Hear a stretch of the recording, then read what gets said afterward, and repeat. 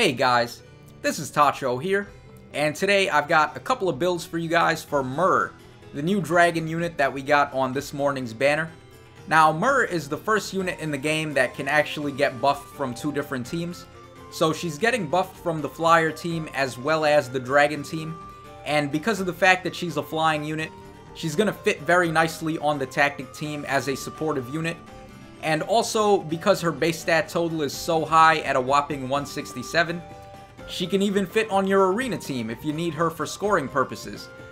So Myrrh is an incredibly versatile unit, and she's going to find her way on a lot of your different teams. So let's just jump right into these builds. Now, my first build for Myrrh is going to be intended for use on the dragon team. My recommended IVs are going to be plus defense and minus speed. Minus speed is pretty much her throwaway stat, since thanks to her weapon's passive effect, she really does not need it. And plus defense is just adding even more credence to that, since it's going to make it even easier for her weapon to nullify her low speed stat. We have Great Flame as her weapon. This is pretty much the most bonkers breath weapon in the game, I would argue, having a whopping 19 might if you factor in the attack up 3. So it's the strongest breath weapon in terms of damage. And also, it has a passive effect where Myrrh is going to be able to negate the foe's double attack as long as she has 5 more defense than them. So very crazy stuff.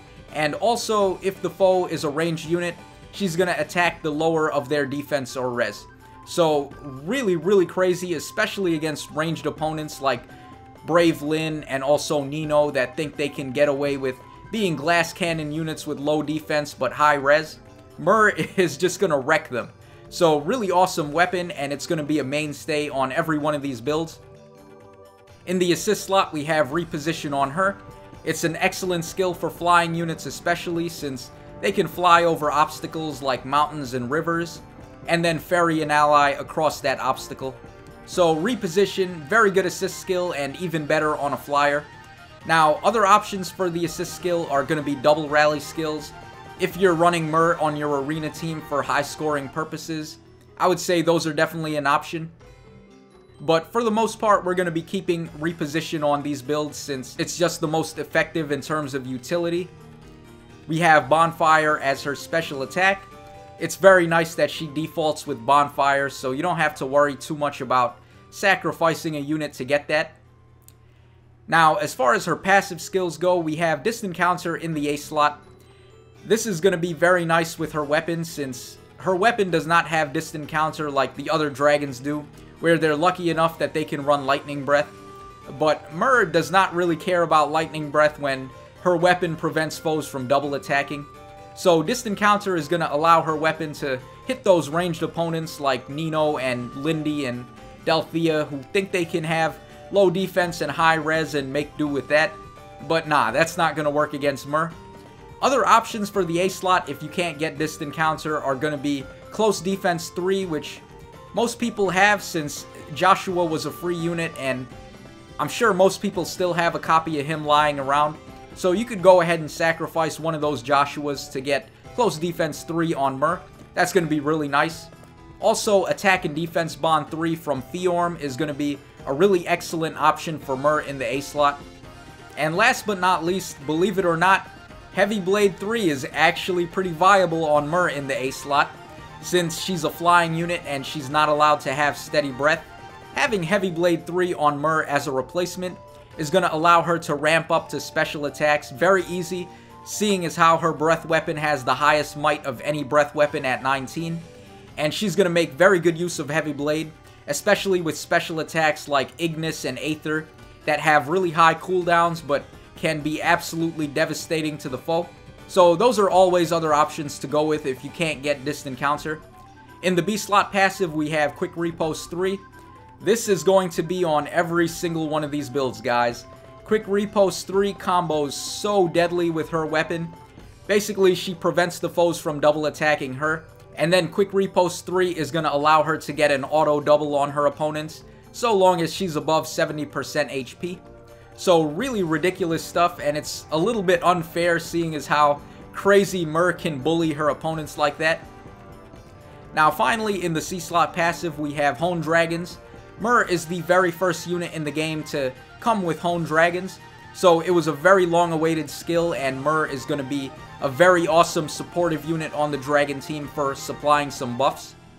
Now, units like Young Tiki and Female Corrin are going to make the best use of Honed Dragons, seeing as how they have very good speed for Dragon units. And finally, in the Sacred Seal slot, we're running Guidance 3 on Myrrh. That's because she's the first flying dragon, and all of her other little dragon pals happen to be infantry units, so they're going to be able to jump to her and effectively have 3 range of movement on their phase. So really, really good. You pretty much just turn the dragon units into horses with 3 range of movement.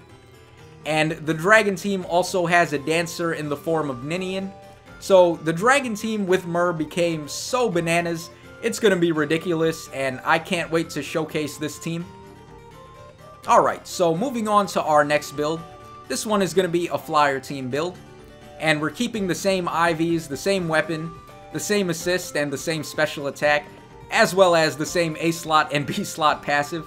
So I guess not much has really changed, but when it comes to the C slot and the Sacred Seal slot, things are going to be different here. We're running Fortify Flyers for her C slot passive. That's because it's the easiest Flyer skill buff to get. I mean, you could run Hone Flyers if you wanted, but that's very expensive fodder. So Fortify Flyers should do just fine. And Iote's Shield in the Sacred Seal slot is going to be very important on Myrrh. That's because you can pretty much run Myrrh as a replacement for Spring Camilla if you did not manage to get her. And Myrrh is going to supply your Flyer team with a very good answer to Reinhardt and Brave Lynn. So that's very good, and she's going to be the backbone of that team. Also due to her high defenses, since most of the flying units that you would normally run are going to be glass cannon units that are trying to either make use of brave weapons or fire sweep weapons, or also blades homes, so they really don't want to get hit. But Myrrh is going to be one of those flying units that doesn't mind taking a hit here or there. So very good for the Flyer team, and also due to Myrrh's really high base stat total, it's very possible that the Flyer team might be able to stay in tier 20 now. So that's really awesome, and Myrrh really put it in for the Flyer team. Now, my next build for Myrrh, this one is going to be a more offensive-oriented build. My recommended IVs are going to be plus attack minus speed this time. We're using plus attack since we're going to be making use of Heavy Blade on this build, and having that extra attack is going to make it easier for her to get off Heavy Blade's effect. We have Ignis in the special slot on this build. Now, Ignis is going to be interchangeable with a couple of other special attacks, like Aether and, believe it or not, actually the AoE special attacks, which could be really clutch on Myrrh. But I'm recommending Ignis since overall, pound for pound, it's going to do the most damage, thanks to Myrrh's ridiculous defense stat. Now, like I said, Aether is an option since it's going to heal you, and it's also going to do a lot of damage to the foe. And you're not wasting any special points, since in one round of combat, if Myrrh baits a foe, she's pretty much going to ramp up to 5 cooldown and be able to activate a 5-hit special like Aether on the first attack. But Ignis does outdamage Aether by a little bit, so despite losing 1 point of special, it is better to have this for damage. And like I said, the AoE special attacks can be very clutch on Myrrh, especially the blazing ones that add 1.5 times damage to your attack. Those are really crazy, and if you can actually manage to hit multiple opponents with those, you're gonna pretty much make the opponents cry. So AoE special attacks could really be good on this Myrrh. Now in the A slot we have Attack and Defense Bond 3. You get this from Fiorm, so it is a little expensive, but it is worth it.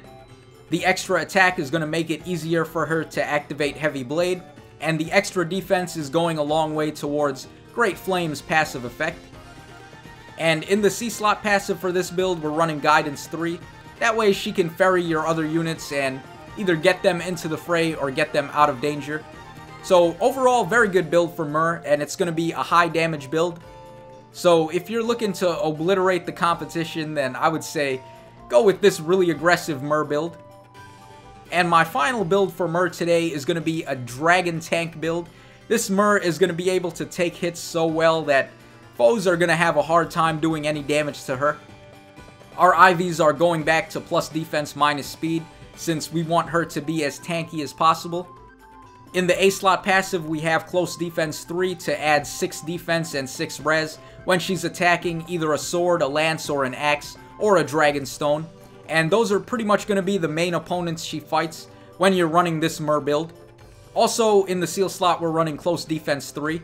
So doubling up on Close Defense on Myrrh is going to give her plus 12 defense and plus 12 res.